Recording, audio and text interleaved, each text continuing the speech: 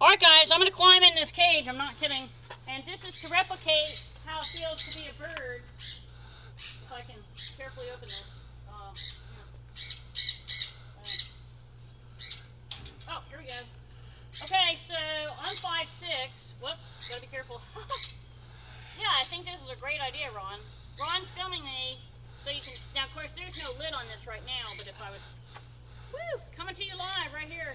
But you can feel what it's like to be a bird and look through the slats and know that when birds are in captivity, it can be stressful. So here at Feather Friends Forever, they're trying to get all the birds into the outside flight, that they can be loose and have fun.